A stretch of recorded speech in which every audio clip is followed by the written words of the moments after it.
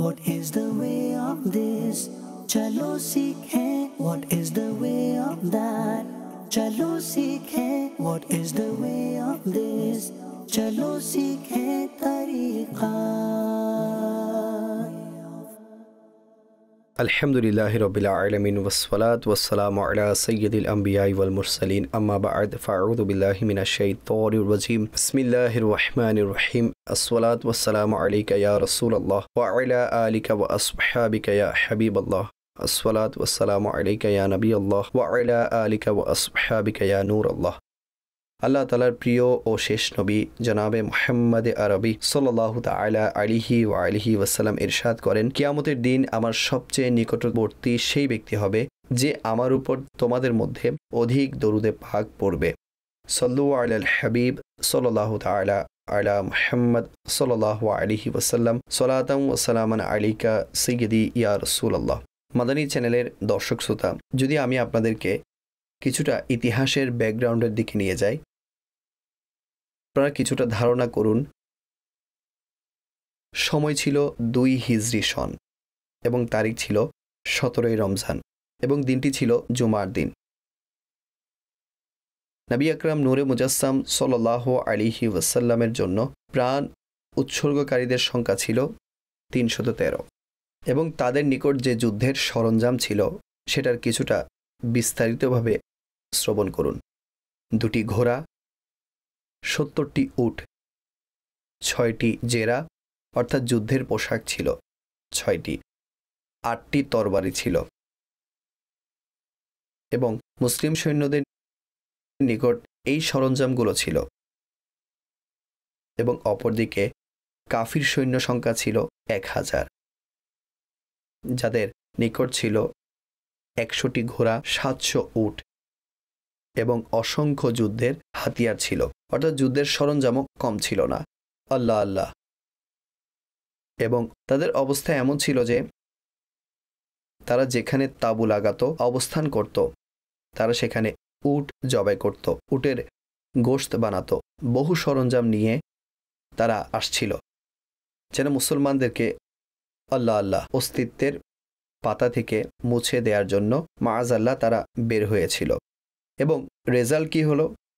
এই অবস্থায় ইয়াউমুল ফুরকান হলো। আল্লাহ তাবারক ওয়া তাআলা সত্যকে স্পষ্ট করেছেন এবং ঈমানদারগণকে স্পষ্ট বিজয় দান করেছেন। আলহামদুলিল্লাহ। নিগরানে সূরা আমাদের সাথে আছেন। সাইয়্যিদি, আপনার খিদমতে সেই বিষয়ের উপর প্রথম প্রশ্ন উপস্থাপন করতে চাই।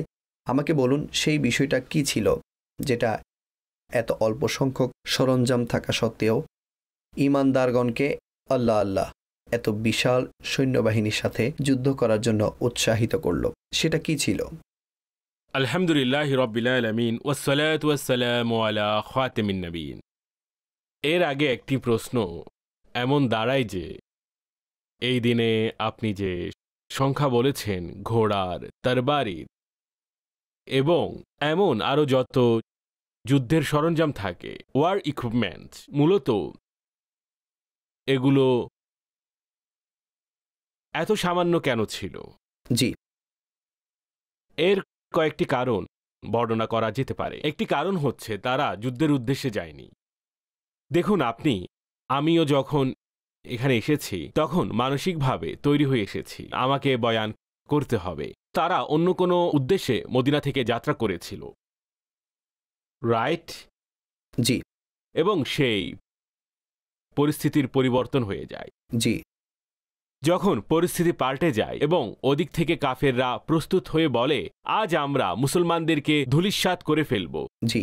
এবং এখানে যখন সরকারে দো আলম সাল্লাল্লাহু আলাইহি ওয়াসাল্লাম অবগত হলেন এমন হয়েছে, এই পরিমাণ মানুষ গিয়েছিল, অতঃপর নবী পাক সাল্লাল্লাহু আলাইহি ওয়াসাল্লাম আপন সাহাবাদের সাথে পরামর্শ করলেন যে ঘটনা এমন ঘটেছে। তখন মুহাজিরিনগণ আলাদা মতামত ব্যক্ত করেন এবং আনসারগণও নিজের অভিমত প্রকাশ করেন। অর্থাৎ এইভাবে একবার বের হবার পর সাডেনলি এমন পরিস্থিতি তৈরি হলো যে আচ্ছা ঠিক আছে, যুদ্ধ করি।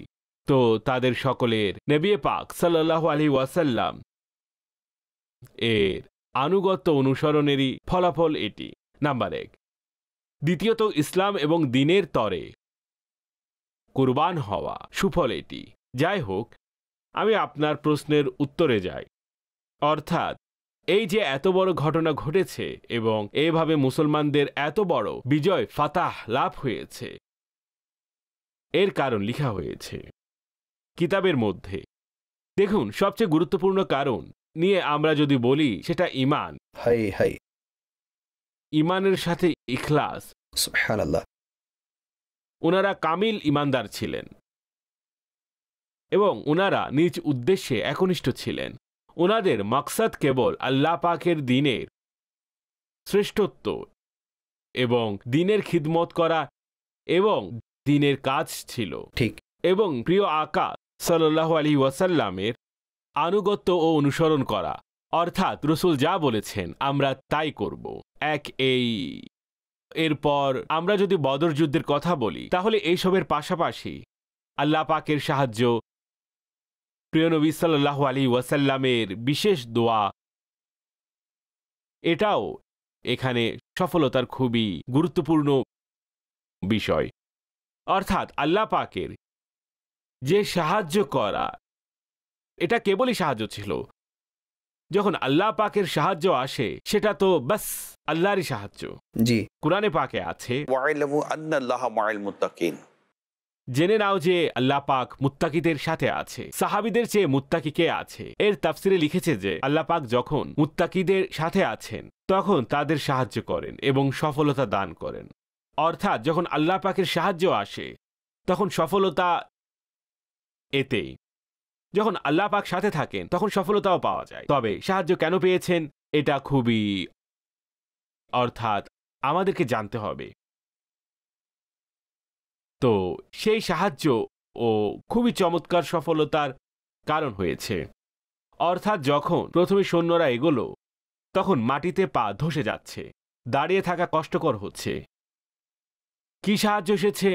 আল্লাহ পাক বৃষ্টি বর্ষণ করলেন। বৃষ্টির যে দুইটি ফায়দা হয়েছে তা বর্ণনা করছি। মারহাবা। একটি ফায়দা হয়েছে এই, মুসলমানদের সেখানে যে মাটি ছিল তাতে পা জমে যাচ্ছিল, মাটি শক্ত হয়ে যায় আর পা আটকে থাকলো না। এবং কাফিররা যে স্থানে ছিল সেটা কাদাযুক্ত হয়ে গেছে, তো সেখানে মাইনাস হয়েছে, কাদা সৃষ্টি হয়ে গেল। এখানে প্লাস হয়ে গেছে। ঠিক আছে, এই ছিল এক সাহায্য। দ্বিতীয় সাহায্য মুসলমানদেরকে যা এই সময়ে করা হয়, বিশেষ করে এটা খুবই চমৎকার ঘটনা ছিল যে একই সময়ে আল্লাহ পাক সবার চোখে তন্দ্রাভাব নিয়ে আসেন। এবং এটা এমন তন্দ্রা ছিল, অর্থাৎ যেমনটি মানুষ সামান্য গভীর ঘুমে এবং ডিপ স্লিপের পর কেমন যেন ফ্রেশ মুড হয়ে যায়, মনে হয় যে সব ক্লান্তি চলে গেছে।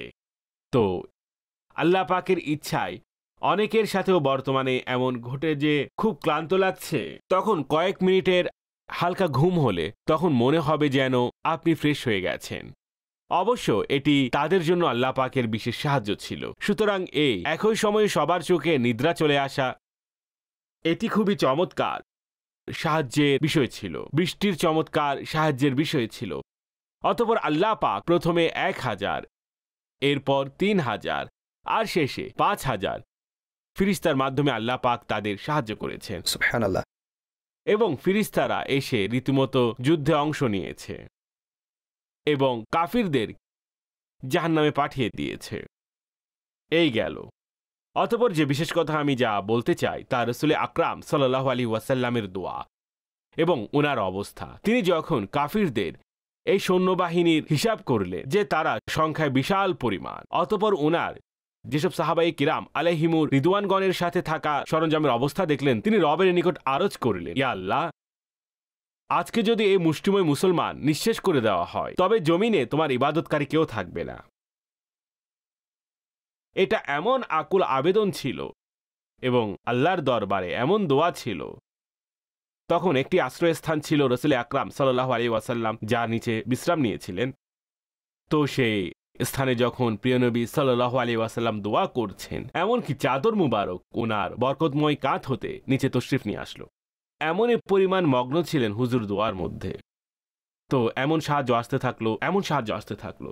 তো এই যুদ্ধে 70 কাফিরকে হত্যা করা হয়েছে এবং আনুমানিক সমপরিমাণ গ্রেফতার করা হয়েছে। এছাড়া 14 জন সাহাবায়ে কিরাম আলাইহিমুর রিদওয়ান এখানে শহীদ হয়েছেন। ওনাদেরকে সোহাদায়ে বদর নামে স্মরণ করা হয়। ওনাদের নামও এখন আমাদের কিতাবসমূহে লেখা আছে। এটা মূলত সেই ঘটনা ছিল যেখানে নবী পাক সাল্লাল্লাহু আলাইহি ওয়াসাল্লাম এর মুজিজাসমূহের সম্ভার রয়েছে। অর্থাৎ কেবল আজ বদর যুদ্ধকে হুজুর সাল্লাল্লাহু আলাইহি ওয়াসাল্লামের মুজিজা দ্বারা এবং সাহাবায়ে কিরামের ইশক ও মোহাব্বতের ঘটনা দ্বারা আমরা ব্যাখ্যা করতে পারি। এখানে ইশক ও মোহাব্বতের এমন দৃষ্টান্ত ছিল এবং এতে জীবন উৎসর্গের এমন দৃশ্যপট ছিল আল্লাহ আল্লাহ, এবং অনুরূপ বীরত্ব ও সাহসের দৃষ্টান্ত ছিল। এটা আউটস্ট্যান্ডিং ঘটনা। স্বয়ং বদর যুদ্ধ অসাধারণ। অর্থাৎ আমি তো স্বয়ং পার্সোনালি ভাবে এই ঘটনাটি খুব বেশি ভালো লাগে। যখন 17 রমজান আসে তখন মনে হয় দুনিয়ার মুসলমানদের বিজয়ের দিন এটি। It's a universal day. সারা দুনিয়ার মুসলমানের খুশি উদযাপনের দিন এটি। এটিই প্রথম যুদ্ধ ছিল, প্রথম ঘটনা ছিল, প্রথম গাজওয়া ছিল, প্রথম এমন ধরনের সংঘর্ষ ছিল। এবং বড় বড় কাফেরদের, এত বড় বড় সর্দার যাদের খুব নাম ডাক ছিল, যারা আত্মগৌরব ও অহংকারের বশীবর্তী হয়েছিল, সে অহংকার মাটি হয়ে গেছে, হায় হায়, ধ্বংস বিধ্বস্ত হয়ে গেছে। আর এত লাঞ্ছনাকর মৃত্যু হয়েছে তাদের ছোটদের দ্বারা। কত বড় বড় বাহাদুর তখন মারা গিয়েছে। হযরত মুআজ, হযরত মুআওয়াজ রাদিয়াল্লাহু তাআলা আনহুমা। তো দেখুন যে এই দুইজন, অর্থাৎ এই দুই সাহাবী ছোট ছিলেন, অথচ কাকে মেরেছে? আবু জাহেলকে। সুতরাং আপনি বলুন কত লাঞ্ছনাকর মৃত্যু হয়েছে তার। এই ধরনের আরো অনেক ঘটনা। মহিলারা তাদের সাথে ছিল, কত না কত ষড়যন্ত্র করেছিল। কিন্তু যখন আল্লাহ পাকের সাহায্য আসে তখন মুসলমানের সংখ্যায় কম বেশি হওয়া এবং তারা যুদ্ধ অথবা এই ধরনের বিষয় কম বেশি হওয়া কোনো চিন্তাভাবনা করে না। তাদের দৃষ্টি, তাদের উদ্দেশ্য, তাদের সেই উদ্দেশ্যপ্রাপ্ত আল্লাহর সাহায্যের প্রতি থাকে। জি মারহাবা। মূল হচ্ছে নিয়ত, অর্থাৎ আপনি কি করতে চান। এলায়ে কালিমাতুল হক, এটাই মেইন পয়েন্ট। আল্লাহ পাকের কালিমার দাওয়াত দেওয়া, সেটা প্রচার করা, সেটা পৌঁছে দেওয়া, আল্লাহ পাকের দিন পৌঁছে দেওয়া। তো এভাবে কুরআনে কারিমের বিভিন্ন আয়াতের মধ্যে এর বিভিন্ন স্থানে আল্লাহ পাক উল্লেখ করেছেন সাহাবায়ে কিরাম আলাইহিমুর রিদওয়ান, বদরি সাহাবাদের বড়ই মর্যাদার কথা বলেছেন। ফজিলতের মানদণ্ড হিসেবে স্বীকৃতি দেওয়া তারা হয়েছে। বদরি সাহাবী ছিলেন। ওনারা বদর যুদ্ধে অংশগ্রহণ করেছেন। বদরি সাহাবাগণের নামের উসিলা দিয়ে দোয়া করলে আল্লাহ তাআলা দোয়া কবুল করেন। অনেকে তো করেছেন, অনেকে এমন আছেন যাদের স্মরণ আছে। মাশাআল্লাহুল কারীম। এমন কিছু মানুষ আছে যারা নাম জানেন, সুবহানাল্লাহ, এবং তারা প্রথমে তাদের নাম নেয়, নাম নেওয়ার পর অতঃপর যেসব দোয়া রয়েছে ওইসব দোয়া করে থাকেন, এবং তাদের দৃঢ় বিশ্বাস, অভিজ্ঞতা সম্পূর্ণ এমন করার দ্বারা তাদের দোয়া কবুল হয়। মারহাবা, সুবহানাল্লাহ। হাজী সাহেব, আপনি দেখুন যে আল্লাহ তাআলা সাহাবায়ে কেরাম আলাইহিমুর রিদওয়ানকে নবী করিম সাল্লাল্লাহু আলাইহি ওয়াসাল্লামের আনুগত্য করার কারণে, তার অনুসরণ করার কারণে কি কি পুরস্কার দান করেছেন। প্রথমত, তাদেরকে দুনিয়ায় সম্মানিত করেছেন। 1 নম্বর, বিজয় দান করেছেন। 2 নম্বর, তাদেরকে ফজিলত দান করেছেন। দুনিয়ায় তাদেরকে শ্রেষ্ঠত্ব দান করেছেন। অতঃপর আখিরাতে তাদের জন্য স্পেশাল মর্যাদা রয়েছে। সুবহানাল্লাহ। এই বিষয়গুলো সামনে রেখে যদি আমরা আমাদের জীবন পরিচালনা করি, যদি আমরা আমাদের জিন্দেগির মধ্যে নবী করিম সাল্লাল্লাহু আলাইহি ওয়াসাল্লামের আনুগত্যকে অন্তর্ভুক্ত করি, তাহলে আমাদের যে ঘাটতি রয়েছে তা পূরণ হতে পারে। যে ক্ষতি রয়েছে, মন্দ কাজ রয়েছে, মন্দ স্বভাব আছে, সেগুলোর ইতি টানতে পারে। আল্লাহ পাকের রহমতে বরকতসমূহ অবতীর্ণ হবে। মূলত সমস্যা হচ্ছে শুরু থেকে আমাদের এই বিষয়ের ব্যাপারে প্রশিক্ষণ নেই। স্কুলে, কলেজে, ইউনিভার্সিটিতে শুধু পরীক্ষার পয়েন্ট অফ ভিউ থেকে আমাদের এখানে কিছু ঘটনার কথা আছে, কিন্তু এসব ঘটনা থেকে প্রপার যে শিক্ষা নেয়ার আছে সেগুলো হচ্ছে না। ঠিক আছে, এভাবে আমি যদিও এখন সাধারণভাবে বলছি, ওভারঅল একজন মুসলিম কমিউনিটির, তবে কিছু মানুষ আছেন যারা এও জানে না যে 17 রমজানের দিন এমন কিছু বিষয় আছে, ঘটনা আছে। অসংখ্য মানুষ আছে যারা জানে না। আমার ইচ্ছা এই পৃথিবী জুড়ে, অর্থাৎ এমন কিছু হওয়া উচিত যেন সবাই জানে এই দিনটি কিসের। এই দিনটি সম্পূর্ণ প্রস্তুতির সাথে হওয়া উচিত। আর স্পেশালি যে আমাদের মিডিয়া রিলেটেড যারা আছেন, অনেকেই করেন, আমি বলছি না যে কেউ করে না, করছে, কিন্তু ইন্টারন্যাশনালি এটাকে রীতিমতো প্রমোট করা উচিত। বদর দিবসকে ইয়াউমুল ফুরকান বলা হয়। এই দিনটিকে কুরআনে ফুরকান নামক শব্দ ব্যবহার হয়েছে। তো এমন যা কিছু আছে, তো এতে একে তো আমাদের যা কমতি আছে সেটা মূলত শিক্ষার অভাবে।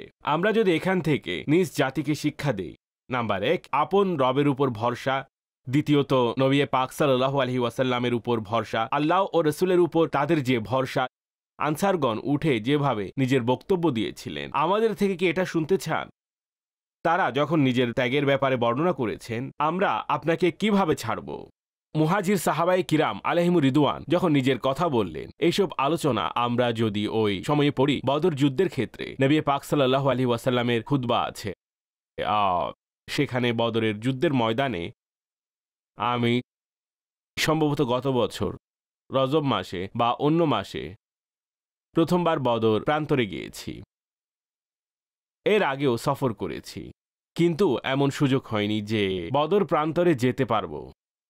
সেজন্য আমি বদর প্রান্তরে, বিশেষ করে বদর প্রান্তরে গেলাম এবং ওই স্থানের সে সম্পর্কে যা বলা হয়েছে যে অমুক অমুক স্থানে ঘটনা হয়েছে, সেরকম স্থানও দেখেছি। এছাড়া আবার জাবালে মালাকিয়া, যা খুব প্রসিদ্ধ, বালিময়, এবং সেখানে ফেরেশতারা নাজিল হয়েছে, এবং যেখানে ফেরেশতা নাজিল হয়েছে সে স্থানও আলহামদুলিল্লাহ আমি গিয়েছি, এবং এমন বালি দেখেছি যেগুলো কাপড়ে লাগে না। তো এমন কিছু দেখেছি, আব্দুল হাবিব ভাই যখন দেখিয়েছেন সেগুলো দেখেছি। আগ্রহ বাড়ে যে এসব স্থানের জিয়ারত আমাদের করা উচিত। তো এখন তো যাই হোক, পুরোটা শহর, আমি ভাবছি তখন বাস্তবে জায়গাগুলোর যে চিত্র, তো যাওয়া উচিত যদি সুযোগ হয়। এখন তো মনে হয় ভিসা খুব সহজ হয়ে গিয়েছে, ভিসা ক্যাটাগরিতে সবার জন্য খুব সহজতা হয়ে গিয়েছে, যেতে পারবেন। তো অবশ্যই সে স্থানে গিয়ে মানুষ দেখলে তবে তাদের অনেক বিষয় স্মরণে আসে। আগে থেকে জেনে নিলে ওই স্থান পরিদর্শনের মজাটাই অন্য লেভেলের হয়, তখন খুব ভালো অনুভূতি সৃষ্টি হয়। অতঃপর সেখানে দাঁড়িয়ে মানুষ দোয়া করে এবং আল্লাহর নিকট হতে সে সাহাবায়ে কিরাম আলাইহিমুর রিদওয়ানের সাহসের ওসিলায় দোয়া করে। আল্লাহ পাক সাহাবায়ে কিরাম আলাইহিমুর রিদওয়ানকে যেমন সাহস দান করেছেন জীবন উৎসর্গ করার, প্রাণ উৎসর্গ করার, সম্পূর্ণ এই ঘটনায় অনেক কিছুই হয়েছে। এমন একজন সাহাবী আছেন যার শক্তি ও বাহাদুরিকে সাহাবায়ে কিরাম আলাইহিমুর রিদওয়ান অ্যাডমিয়ার করেন।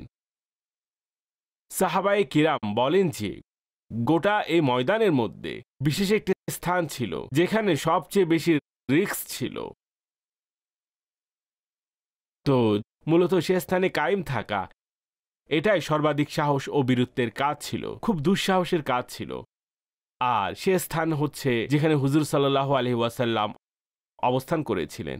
সেখানে কাফেরদের মধ্যে কিছু টার্গেট ও হিসাব ছিল। জানা ছিল সাহাবায়ে কিরাম আলাইহিমুর রিদওয়ানের সেখানে তাদের হামলার কথা ছিল। এখানে কে দাঁড়াবে? এখানে যিনি দাঁড়িয়েছিলেন তিনি সিদ্দিক আকবর তাআলা আনহু। আল্লাহ আল্লাহ, ওয়াহ ওয়াহ, সুবহানাল্লাহ। এটা অসাধারণ কাজ ছিল, অসাধারণ ইশক ছিল, অসাধারণ মোহাব্বত ছিল। মূলত এই বদর যুদ্ধ এটি ইশকের, মোহাব্বতের অসংখ্য পরিমাণ এর মধ্যে বিষয়াবলী অন্তর্নিহিত রয়েছে। প্রকাশ্য যে এই পর্বমূলক যে প্রোগ্রাম হচ্ছে, এটা এই ধরনের সংক্ষিপ্ত বর্ণনামূলক প্রোগ্রাম হতে পারে বদর যুদ্ধ সম্পর্কে, এবং এক প্রকার মনে করুন চমৎকার একটি স্মৃতি আমরা উদযাপিত করছি। আল্লাহ পাক ওইসব সাহাবায়ে কিরাম আলাইহিমুর রিদওয়ানের উপর অগণিত রহমত প্রেরণ করুন আমিন। যারা বদর যুদ্ধে অংশ নিয়েছিলেন, বিশেষত যারা শহীদ হয়েছেন। আল্লাহ পাক তাদের মর্যাদা আরো বৃদ্ধি করুন এবং তাদের ওসিলায় আল্লাহ পাক আমাদের সবাইকে ক্ষমা করুন। আমিন। এবং বদরি সাহাবীদের উসিলায় আল্লাহ পাক আমাদের ঘরে রহমতের বর্ষণ দান করুন, এবং বদরি সাহাবীদের উসিলায় আল্লাহ পাক আমাদের ঈমানী শক্তি দান করুন, এবং আল্লাহ পাক আমাদেরকে ঈমানী জোশও দান করুন। আমিন, আমাদের আমিন। ঈমানের যতটুকু দুর্বলতা রয়েছে তা দূর করার একটি পদ্ধতি এইসব ঘটনাবলী অধ্যয়ন করা। অর্থাৎ আমাদের বুজুর্গরা বলেন যে আগেরকার বুজুর্গানের দিন বলেছেন আমাদেরকে সরকার সাল্লাল্লাহু আলাইহি ওয়াসাল্লামের যুদ্ধসমূহ এমনভাবে স্মরণ করানো হতো যেভাবে কোরআনের আয়াত মুখস্থ করানো হতো। আল্লাহ। অর্থাৎ এত পরিমাণ যুদ্ধগুলোর মধ্যে বদর যুদ্ধ, উহুদ যুদ্ধ, তাবুক যুদ্ধ এই সকল যুদ্ধ যা গত হয়েছে এসব আমরা পড়েছি। এছাড়াও আরও অনেক ঘটনা আছে যা মূলত সরকার সাল্লাল্লাহু আলাইহি ওয়াসাল্লাম নিজে অংশগ্রহণ করেননি। সেগুলো ভিন্ন কিছু ঘটনা। হযরত উসামা বিন যায়েদ রাদিয়াল্লাহু তাআলা আনহুর যে সেনাদল ছিল, তিনি সেটার সেনাপতি ছিলেন। তখন নবী পাক সাল্লাল্লাহু আলাইহি ওয়াসাল্লাম দুনিয়া থেকে পর্দা করার সময় ছিল। তো এইসব ঘটনা আমাদের কিতাবে লেখা আছে। এই জন্য আমি আপনাদেরকে দাওয়াত দিব সিরাতে মুস্তাফা হযরত আল্লামা আব্দুল মুস্তাফা আজমি সাহেব রহমতুল্লাহি তাআলা আলাইহির কিতাব। এটা খুব বেশি বড় নয়, সত্যি সংক্ষিপ্ত কিতাবগুলোর একটি। আপনি মনে করতে পারেন এক খণ্ডে ব্যক্তি কতটুকু লিখতে পারে, অথচ আদতে একটি ঘটনা এক এক খণ্ডের। কিন্তু তিনি লিখেছেন, চমৎকারই লিখেছেন, পড়ার জন্য, বোঝানোর জন্য, নিজের সন্তানদেরকে শিখানোর জন্য, নিজে বোঝার জন্য। এটি চমৎকার এক কিতাব। এই কিতাব আপনার মোবাইলে ডাউনলোড করে নিন, নিজের কাছে সেভ করে নিন। এই কিতাবের ইংলিশ ট্রান্সলেশনও আছে। এটিও আপনি আপনার লাইব্রেরিতে নিজের কাছে সংরক্ষিত রাখুন। এটি শুরু থেকে শেষ আমার পরামর্শ হলো এটি পড়ুন।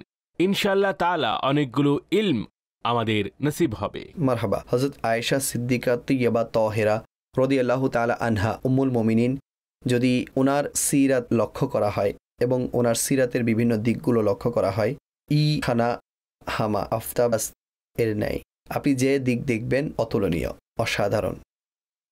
ওনার তাওয়াক্কুল সম্পর্কে যদি বলেন, হযরত আয়েশা সিদ্দিকা রাদিয়াল্লাহু তাআলা আনহার তাওয়াক্কুল সম্পর্কে আপনি কি বলবেন? আমার আম্মাজান হযরত উম্মুল মুমিনিন আয়েশা সিদ্দিকা রাদিয়াল্লাহু তাআলা আনহার প্রতি আমার জান কুরবান। আমি অনেক আগে সূরা নূরের মধ্যে যখন ওনার সিরত পড়েছিলাম, এটা 93 বা 94 এর কথা বলছি আমি হয়তো, আল্লাহু আকবার। তখন থেকে মোহাব্বত অনেকটাই বেড়ে গিয়েছে। তা আমি একাকী পড়ে পড়ে কেঁদেছিলাম। এত চমৎকার, অর্থাৎ আমি এই নিয়ে ওলামা অন্যান্যদের এমন আলোচনা পেয়েছি, নবী করিম সাল্লাল্লাহু আলাইহি ওয়াসাল্লাম ইরশাদ করলেই হুকুম শিরোধার্য। মূলত তা ছিল আল্লাহ তাআলার ইচ্ছা। জি, নবী পাক সাল্লাল্লাহু আলাইহি ওয়াসাল্লাম অনেক কিছুই বলেননি। যদি তিনি বলতেন তবে তা হাদিসে আসতো। জি, তবে হাদিস নামাজে পড়া হয় না। ঠিক তাই। আপনি কি বুঝেছেন? জি, আমরা সূরা ফাতিহার পর হাদিস পড়ি না, জি, আমরা কোরআন পড়ি। ঠিক। আমাদের আম্মাজান আয়েশা সিদ্দিকা রাদিয়াল্লাহু তাআলা আনহার প্রতি আমাদের জান কুরবান। আমার রব আমার আম্মাজানের পবিত্র সত্তার প্রতি কোরআনে কারিমের আয়াত নাজিল করেছেন। আর কোন অবস্থাতে করেছে? হুজুর সাল্লাল্লাহু আলাইহি ওয়াসাল্লাম সেখানে উপস্থিত ছিলেন, আলাপচারিতা চলছে এবং ওনার অসাধারণ এক আন্দাজ ছিল। হ্যাঁ, উম্মুল মুমিনিনের সেখানে নিজের এক আন্দাজ ছিল। যখন পড়ছিল তখন নবী পাক সাল্লাল্লাহু আলাইহি ওয়াসাল্লাম এর ধরন অবস্থায় পরিবর্তন আসতো, ওহির প্রভাব প্রকাশ পেত, কুরআনে কারিমের আয়াত নাজিল হতো। ইফকুন মুবিন বলে ঝামেলা শেষ করে দিলেন, অপবাদ লাগিয়েছিল। তো এখন কিয়ামত অবধি নামাজের মধ্যে আমার আম্মা জানের মহিমা খুতবা পাঠ করা হয়। যখনই সূরা নূরের এই আয়াতগুলো তিলাওয়াত করা হবে, এক আশিকে উম্মুল মুমিনিন নিজের আম্মাজানকে মহাব্বতকারী পুত্রের বুক ফুলে উঠবে। আল্লাহ পাক আমাদের আম্মাজানের শানে এই আয়াত নাজিল করেছেন সুবহানাল্লাহ। এবং এরপর এই আয়াতে কারিমার প্রসঙ্গে কিয়ামত অবধি আগত উম্মতের রাহনুমাই করা হয়েছে। এই আয়াতে মুবারাকার মধ্যে এবং জীবনের যে একটি দিক নির্দেশনা বয়ান করা হয়েছে এবং পুত পবিত্রতার বিষয়ে সেখানে যে বর্ণনা দেওয়া হয়েছে, শয়তানের পদাঙ্ক মতে না চলতে সেখানে বলা হয়েছে, অপবাদ ও মিথ্যাচারের ব্যাপারে সেখানে যা ইরশাদ করা হয়েছে, মুসলমানের ইজ্জত রক্ষার জন্য সেখানে যা বয়ান করা হয়েছে। আল্লাহ আল্লাহ, অর্থাৎ ব্যক্তির যথেষ্ট সময় পেরিয়ে যাবে শুধু সে আয়াতে কারিমার বয়ান করার জন্য। এত চমৎকার সে আয়াতগুলো। তো উনার উপর আল্লাহর কোটি রহমত হোক, উনার কবরে আল্লাহ পাকের কোটি রহমত বর্ষণ হোক। হুজুর সাল্লাল্লাহু আলাইহি ওয়াসাল্লাম উনার কক্ষে আরাম করেছেন। বাহ, উনার জন্য এটি সুবিশাল মর্যাদা। আমি আপনাদেরকে সঠিক বলছি, আজকে হুজুর সাল্লাল্লাহু আলাইহি ওয়াসাল্লামের যে মাজার মুবারক রয়েছে, যেখানে হাজিরে দিতে সবাই ব্যাকুল, অর্থাৎ যে কেউ মদিনায় যাবে সে আয়েশা রাদিয়াল্লাহু তাআলা আনহার হুজুরায় হাজিরি দিবেই দিবে। কারণ নবী করিম সাল্লাল্লাহু আলাইহি ওয়াসাল্লামের মাজার মুবারক ইনার হুজরা শরীফের পাশে আছে। উনার ঘর ছিল, অর্থাৎ সেখানেই থাকতেন। আর যে সরকার সাল্লাল্লাহু আলাইহি ওয়াসাল্লামের মাজারে যাবে তাকে সিদ্দিকে আকবর রাদিয়াল্লাহু তাআলা আনহুর দরবারে হাজিরি দিতেই হবে। যে আকার মাজারে যাবে তাকে উমর ফারুক রাদিয়াল্লাহু তাআলা আনহুর দরবারে হাজিরি দিতেই হবে। হাজিরি তো হবে, ইনাদেরকে সালাম আরজ করে তারপর এগোলে তো চমৎকার। আপনি তাওয়াক্কুলের ব্যাপারে বলেছিলেন একটি ইফতারির ঘটনা। আচ্ছা, আমি রোজা ও ইফতারির ব্যাপারে ঘটনা বলি। উনার নিকট কিছু ফরিয়াদ এসেছিল, তখন তিনি যা ছিল তা দিয়ে দিলেন। তখন উনাকে বলা হলো ইফতারের জন্য আপনি কিছু রেখে দিতেন, দিয়ে দাও, কিছু হবে না, দিয়ে দাও। আর যখন ইফতারের সময় হলো তখন উনার কাছে অসাধারণ হাদিয়া আসলো, আহার। জি। অতঃপর তিনি বললেন যে এটা ওটার চেয়ে উত্তম যা এখন এসেছে। অর্থাৎ কতটা পূর্ণ বিশ্বাস ছিল, অর্থাৎ আমি যদি আল্লাহর পথে দান করি তাহলে আমাকে এর চেয়ে উত্তম আল্লাহ পাক দান করবে। সুবহানাল্লাহ। হযরত আয়েশা সিদ্দিকা রাদিয়াল্লাহু তাআলা আনহা রবের প্রতি এত ভরসা, রবের প্রতি তাওয়াক্কুল, তিনি কার সহচর্য পেয়েছিলেন? সুবহানাল্লাহ। অসাধারণ। সরকার সাল্লাল্লাহু আলাইহি ওয়াসাল্লাম এর সহচর্য পেয়েছেন। সরকার সাল্লাল্লাহু আলাইহি ওয়াসাল্লামের সাথে তিনি যেমন সফরের সুযোগও পেয়েছেন, আকা সাল্লাল্লাহু আলাইহি ওয়াসাল্লামের সাথে যেমন কথা ও আলাপচারিতার, ওই যুগ যখন হযরত উম্মুল মুমিনিন আয়েশা সিদ্দিকা রাদিয়াল্লাহু তাআলা আনহা হুজুরের বিবাহে আসেন। আর মূলত তিনি এমন একজন বিবি ছিলেন যিনি কুমারী ছিলেন। অতঃপর কিছু সময় পার হলো এবং তারপর লম্বা সময় পর্যন্ত হুজুর সরকার সাল্লাল্লাহু আলাইহি ওয়াসাল্লাম পর্দা করার পর সাহাবায়ে কিরাম আলাইহিমুর রিদওয়ানের তিনি যেভাবে সাহায্য করতে থাকলেন এবং ইলম বিষয়ে মাসাইল সম্পর্কে মুজতাহিদা, মুফতিয়া এবং সাহাবায়ে কিরাম আলাইহিমুর রিদওয়ান যেভাবে এসে উনার নিকট রাসূল আকরাম সাল্লাল্লাহু আলাইহি ওয়াসাল্লাম সম্পর্কে জ্ঞান অর্জন করতে থাকলেন, যা এখন উম্মত পর্যন্ত এসেছে। এটা আল্লাহ পাকের ইচ্ছা। আমি তো পড়তেই থাকি।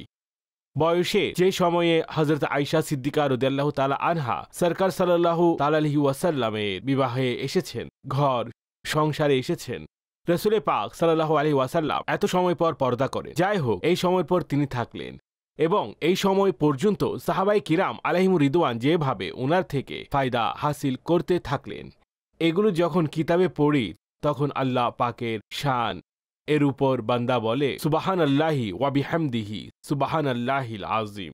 উম্মত, প্রিয় নবীর উম্মতের জন্য আল্লাহ পাক কেমন কেমন ইন্তজাম ও কেমন কেমন সুবিধা দান করেছেন। হযরত আয়েশা সিদ্দিকা রাদিয়াল্লাহু তাআলা আনহার একটি নিয়ম বর্ণনা করা হয়েছে যে যখন তিনি কারো নিকট কোনো হাদিয়া পাঠাতেন, কোনো সাদকা ইত্যাদি প্রেরণ করতেন, যাকে পাঠাতেন তাকে তিনি বলতেন যে সেখানে দাঁড়িয়ে থাকবেন।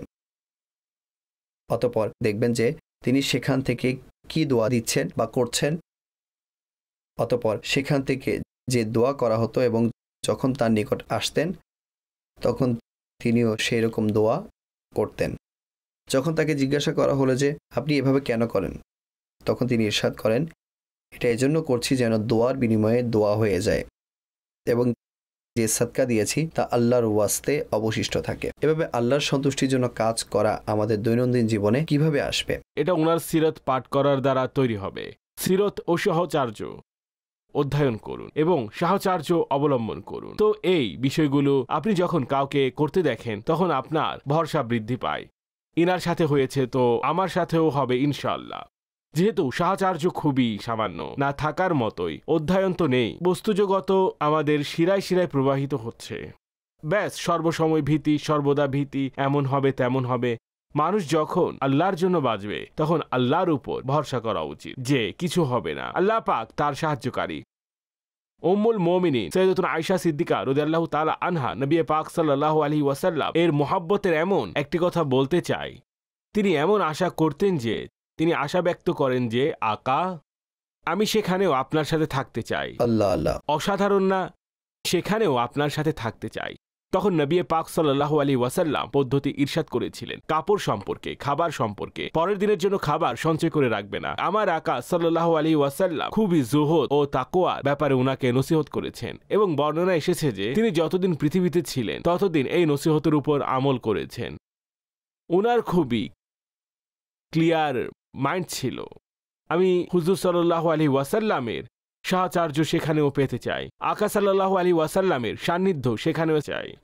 এবং স্থান কেনই বা পাবেন না? রাসূল আকরাম সাল্লাল্লাহু আলাইহি ওয়াসাল্লাম নিজের শেষ সময়ও সাইয়্যিদাতুনা আয়েশা সিদ্দিকা রাদিয়াল্লাহু তাআলা আনহার কাছে কাটিয়েছেন। কি অসাধারণ! তিনি এমন সৌভাগ্য পেয়েছেন, আমার আকা সাল্লাল্লাহু আলাইহি ওয়াসাল্লাম দুনিয়া থেকে পর্দা গ্রহণের আগে উনার লুয়াব ও উম্মুল মুমিনিন আয়েশা সিদ্দিকা রাদিয়াল্লাহু তাআলা আনহা এর লুয়াব অর্থাৎ থুতু একসাথে মিশালেন, অর্থাৎ মিসওয়াকের প্রতি মুহাব্বত রাসূল আকরাম সাল্লাল্লাহু আলাইহি ওয়াসাল্লামের ছিল। শেষ সময়েও তিনি মিসওয়াক ব্যবহার করা পছন্দ করেছেন এবং সেটা নরম করার জন্য তিনি আম্মা জান উম্মুল মুমিনিন সাইয়্যিদাতুনা আয়েশা সিদ্দিকা রাদিয়াল্লাহু তাআলা আনহাকে বলেন এটি নরম করে দিন। তিনি নিজের মুখে দিয়ে সেটি নরম করে দিলেন এবং সেটা রাসূল আকরাম সাল্লাল্লাহু আলাইহি ওয়াসাল্লাম ধন্য করলেন এবং তিনি ব্যবহার করলেন। তো এমন আরো বিশেষত্ব বিশেষ করে হযরত আয়েশা সিদ্দিকা রাদিয়াল্লাহু তাআলা আনহার ব্যাপারে পাওয়া যায়। আমরা কলের দিকে যাই। কল দিন। মোহাম্মদ সমররা জাত্তারি চট্টগ্রাম থেকে বলছি। মাশাআল্লাহ, বদর যুদ্ধ সম্পর্কে খুবই অসাধারণ তথ্যাবলী ও খুবই চমৎকার প্রমাণাদি জানতে পারছি। আমার আরজ হচ্ছে যে বদর যুদ্ধকে ইয়মে ফুরকান বলা হয়েছে। ইয়মে ফুরকান সম্পর্কে কিছু ইরশাদ করুন। কুরআনে কারিমে এটি বয়ান করা হয়েছে, অর্থাৎ এই দিন হক ও বাতিলের মধ্যে পার্থক্যের দিন। মারহাবা। জি কল। হজরত আয়েশা সিদ্দিকা রাদিয়াল্লাহু তাআলা আনহার জাহিরি জিন্দেগি দুনিয়ায় কত বছর পেয়েছেন এবং তার নামাজ, রোজা, কোরআন তিলাওয়াতের প্রতি কেমন আগ্রহ ছিল? আগ্রহের কথা আমি কি বলবো, অধিক হারে রোজা রাখতেন এবং অধিক হারে ইবাদত করতেন এবং অধিক পরিমাণে রেহনুমাই করতেন। দেখা যায় সাহাবাই কিরাম আলাইহিমুর রিদওয়ান আসতেন এবং তাদের যেভাবে রেহনুমাই হতো এবং ওনারা সমস্যার সমাধান পেতেন। এমনও দেখা গিয়েছে অধিক পরিমাণে সাদকা ও খায়রাত করতেন তিনি অধিক হারে। আমাদের প্রিয় ইসলামী বোনেরা ওনার সিরত থেকে সাদকা খায়রাতের শিক্ষা নিতে পারেন।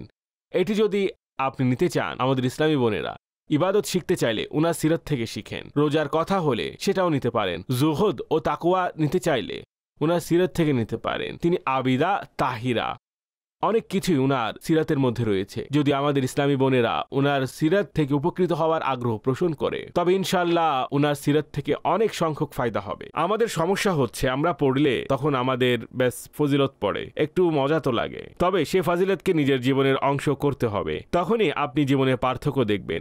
অন্যথায় শুধু মহাব্বত থাকবে। অবশ্য এটিও কাজে আসার মতো, তবে সেই মহাব্বত ও আমল উভয়টি যদি আমাদের জীবনে প্র্যাকটিক্যাল হয়ে যায় তো আলহামদুলিল্লাহ আমাদের জীবন তো মদিনা মদিনা হয়ে যাবে। মারহাবা।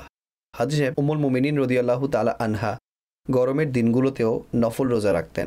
গরমকালে রোজায় বেশি সওয়াব পাওয়া যায়। সুবহানাল্লাহ। বরং এক ব্যক্তিকে কেউ গরমে নফল রোজা রাখতে দেখলেন, তখন তিনি বললেন যে এত গরমে নফল রোজা, তখন তিনি বললেন যে কিয়ামতের গরম থেকে বাঁচার জন্য আমি গরমে রোজা রাখছি। আল্লাহু আকবার। এখন দেখুন, বদ অভ্যাস যেগুলো আছে সেগুলো ত্যাগ করা যায়, জি। ভালো অভ্যাস ত্যাগ করা যায় না। জি। রোজা ভালো জিনিস, এটি ছাড়া যাবে না। নামাজ ভালো জিনিস, ত্যাগ করা যাবে না। জি, মারহাবা। মিথ্যা খারাপ জিনিস, ত্যাগ করতে হবে। গীবত খারাপ জিনিস, ত্যাগ করতে পারবে। ভালো অভ্যাস গ্রহণ করা হয় এবং খারাপ অভ্যাস থেকে সম্পর্ক ছিন্ন করা হয়, খারাপ জিনিস ত্যাগ করা হয়। তখন এই পার্থক্য আমরা করতে পারি যে ভালো অভ্যাস কি আর খারাপ অভ্যাস কি। জি। ভালো অভ্যাস গ্রহণ করুন, মন্দ অভ্যাস থেকে আল্লাহ পাকের আশ্রয় প্রার্থনা করুন এবং সেটি পরিত্যাগ করুন। ইবাদত সম্পর্কে বর্ণিত আছে যে জনাবে আয়েশা সিদ্দিকা রাদিয়াল্লাহু তাআলা আনহা উম্মুল মুমিনিন রাদিয়াল্লাহু তাআলা আনহার অভ্যাস মোবারক ছিল যে নবী পাক সাল্লাল্লাহু আলাইহি ওয়াসাল্লামের যে 12টি সুন্নাতে মুআক্কাদা রয়েছে সেগুলো সম্পর্কে যা বর্ণিত রয়েছে, তিনি রাদিয়াল্লাহু তাআলা আনহা সেগুলোর উপর চিরন্তন ছিলেন, শেষ পর্যন্ত চালিয়ে গিয়েছেন। সঠিক। ইরশাদ করেন, যখন থেকে আমি রাসূল আকরাম সাল্লাল্লাহু আলাইহি ওয়াসাল্লাম থেকে এর ফজিলত শুনেছি, আমি এটি ছাড়িনি। সুবহানাল্লাহ। এই যে 12 রাকাত সুন্নাত রয়েছে, অর্থাৎ ফজরের 2 রাকাত সুন্নাত রয়েছে, জি। জোহরের পূর্বে 4 রাকাত সুন্নাত রয়েছে, জোহরের পরের 2 রাকাত, জি। জোহরের পরের 2 এবং এরপর হচ্ছে মাগরিবের 2, জি। এরপর এশার পরের 2 রাকাত। এগুলো এমন সুন্নত যার সম্পর্কে জান্নাতের সুসংবাদ রয়েছে। নবী পাক সাল্লাল্লাহু আলাইহি ওয়াসাল্লাম ইরশাদ করেন যে এর উপর আমল করবে তাকে জান্নাত দান করা হবে। তো উম্মুল মুমিনিন সৈয়দাতুনা আয়েশা সিদ্দিকা রাদিয়াল্লাহু তাআলা আনহা বলেন, যখন থেকে আমি এই ফজিলত শুনেছি রাসূল আকরাম সাল্লাল্লাহু আলাইহি ওয়াসাল্লাম থেকে, হযরত উম্মে হাবিবা রাদিয়াল্লাহু তাআলা আনহাও এই হাদিসের রাবির মধ্যে আছেন। জি, তো যখন থেকে এটি শুনেছেন তখন থেকে মূলত আমি এর উপর আমল করেছি, এটি কখনো ত্যাগ করিনি। আমাদের এখানে এটি বোঝা উচিত যে ফরজের পাশাপাশি সুন্নতের গুরুত্ব আছে। মারহাবা। রাসূল আকরাম সাল্লাল্লাহু আলাইহি ওয়াসাল্লাম সুন্নত নিজে পড়েছেন এবং সুন্নত পড়ার উৎসাহ দিয়েছেন। মারহাবা। এমন হওয়া উচিত যে আমরা সরকারে দো জাহান সাল্লাল্লাহু আলাইহি ওয়াসাল্লাম এর উম্মতের কাছে ইসলাম ও দ্বীনের সঠিক বার্তা এবং তার প্রমাণসহ বার্তা পৌঁছাবো। আমরা এমন বাণী পৌঁছাবো যাতে মুসলমান আমলদার হয় এবং বেশি বেশি নেকি অর্জন করে। আমরা এমন কাজ করব না যাতে মুসলমানের মধ্যে আমলের কমতি চলে আসে। এটা জরুরি নয়, এটা এমন, এটা তেমন, এমন কথা বলা এমনিতে নফস আমাদেরকে অলসতার মধ্যে নিমজ্জিত করে রেখেছে। এমতো অবস্থায় সঠিক বার্তাসমূহ ইসলাম ও দ্বীনের সঠিক বার্তা পৌঁছানো। আর এটি ঠিক আছে যে ফরজকে ফরজের স্থানে রাখুন, ওয়াজিবকে ওয়াজিবের স্থানে রাখুন, সুন্নাতকে সুন্নাতের স্থানে রাখুন এবং সুন্নাতের মধ্যে যা সুন্নতে মুআক্কাদা আছে সেটাকে সেখানে রাখুন। যেগুলো সুন্নতে গায়রে মুআক্কাদা আছে সেগুলোকে সুন্নতে গায়রে মুআক্কাদায় রাখুন। যেগুলো মুস্তাহাব পর্যায়ে সেগুলোকে সেখানে রাখুন। কিন্তু এই বিষয়টি স্মরণ রাখুন যে যেসব নেক মনীষীগণ আছেন তাদের কাজগুলো অন্যরকম মজাদার হয়। একদিন আমির আহলে সুন্নাত কোনো আমল করছেন এবং কেউ বলল যে হুজুর এটি মুস্তাহাব, অর্থাৎ মুস্তাহাব সওয়াবের কাজ, কেউ না করলেও তাতে কোনো গুনাহ হয় না, না করলে এক্ষেত্রে পাকড়াও নেই, কিছু হবে না, নাথিং। বলল হুজুর এটি তো মুস্তাহাব। আমির আহলে সুন্নাত অসাধারণ পর্যায়ের সেরা কথা বলেছেন, আমার খুব ভালো লেগেছে। তিনি বলেছেন মুস্তাহাব কি ছেড়ে দেওয়ার মতো? মুস্তাহাব কি এই জন্য যে এটি পরিত্যাগ করা হোক, বরং মুস্তাহাব এই জন্য যেন তা করলে সওয়াব মিলে। বাহ বাহ বাহ, মারহাবা মারহাবা। যখন কেউ কিতাব পড়ে তখন লিখা থাকে যে এটি সুন্নতে গায়রে মুআক্কাদা, এর এমন সওয়াব আছে। আপনি যদি জান্নাত লাভের আমল কিতাবটি পড়েন 2000-এর অধিক হাদিস, এ থেকে জানা যাবে যে কোন কোন আমলকে কিভাবে বয়ান করা হয়েছে। আচ্ছা, এখন আমি প্রশ্ন করি, তাসবিহে ফাতিমা আমরা অনেকে পাঠ করি, এটি কি ফরজ নাকি ওয়াজিব নাকি সুন্নতে মুআক্কাদা? না, এটা মুস্তাহাব আমল, তাসবিহে ফাতিমা। আচ্ছা, এটা বলুন যে নামাজের পর আয়াতুল কুরসি পাঠ করা এটা কি ফরজ? না ওয়াজিব, না সুন্নতে মুআক্কাদা, না মুস্তাহাব, সওয়াবের কাজ। তো আমাদেরকে আকা সাল্লাল্লাহু আলাইহি ওয়াসাল্লাম এর উম্মতকে ইবাদতের মধ্যে মনোনিবেশকারী আমলগুলো বলা উচিত, যেন তারা বেশি পরিমাণে সওয়াব অর্জন করে, নেকি অর্জন করে। ঠিক আছে, ফরজ ফরজের স্থানে, ওয়াজিব ওয়াজিবের স্থানে, কিন্তু বিষয়টি স্পষ্ট করতে হবে। অর্থাৎ এমন কেউ বলে না যে সুন্নতের উপর আমল করা ফরজ, কেউ বলছে না সুন্নতের উপর আমল করা ওয়াজিব। সুন্নাত সুন্নাতই থাকবে, ওয়াজিব ওয়াজিবই থাকবে। তবে কোনো আমল নফল হিসেবে করা হলো, পরে তা করা ওয়াজিব হলো, এটা ফিকহের বিষয়, আলাদা চ্যাপ্টার। এটা আলেম ওলামাগণ, এটা আহলে ইলমগণ যাদের অধ্যয়ন সেরকম হবে, তারা এইসব বিষয়ে বুঝতে পারে যে এটা কেমন। তো আচ্ছা, এখন বেআমলদারকে, আমলহীনতার সংজ্ঞা হলো এই: ফরজ ওয়াজিব ও সুন্নতে মুআক্কাদা যে ত্যাগ করে তাকে বেআমলদার বলা হয়। অর্থাৎ লোকটি বেআমলদার যদি সে ফরজের উপর আমল করে, ওয়াজিবের উপর করে, সুন্নতে মুআক্কাদার উপর আমল করে, তবে এমন ব্যক্তিকে আপনি বেআমলদার বলতে পারেন না, তিনি আমলদার ব্যক্তি। এছাড়া যা কিছু আছে নিশ্চয়ই সওয়াবের কাজ, কিন্তু সেটি তরক করলে তাকে বেআমলদার বলা যাবে না।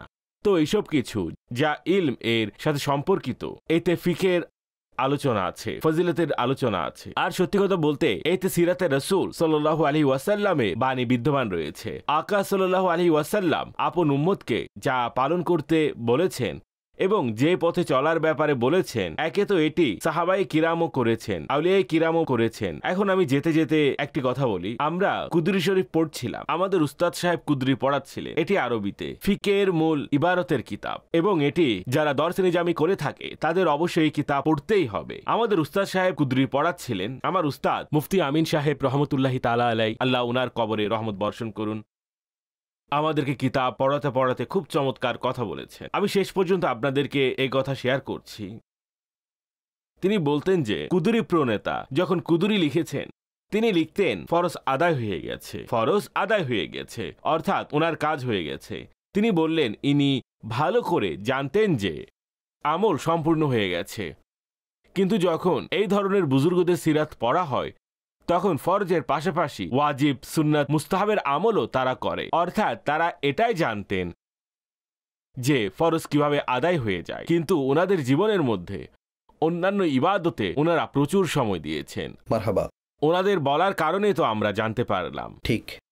তাহলে ওনারা কতটুকু জানতেন? কিন্তু ওনাদের সিরত পড়লে ওনাদের সিরতের কথাটাই তো অন্য লেভেলের। যেই ব্যক্তি আপনার মধ্যে সঠিক আকিদা, সঠিক দর্শন ও সঠিক ইবাদত এবং সঠিক ইসলামী জিন্দেগি ধারণ আপনার মধ্যে সাজাবে, ইশক ও মোহাব্বতের সাথে আল্লাহ তার রসুলের মোহাব্বত, সাহাবা ও আহলে বাইতের মোহাব্বত, আউলিয়া কেরামের মোহাব্বত, ওনারা এমন সব ব্যক্তি যাদের কথা আমাদের দুনিয়া ও আমাদের আখিরাতের জন্য উপকারী সাব্যস্ত হয়। যদি বাঁচার ইচ্ছে থাকে তবে পরিচয় তুলে ধরুন, অনুমতি দিন। What is the way of this?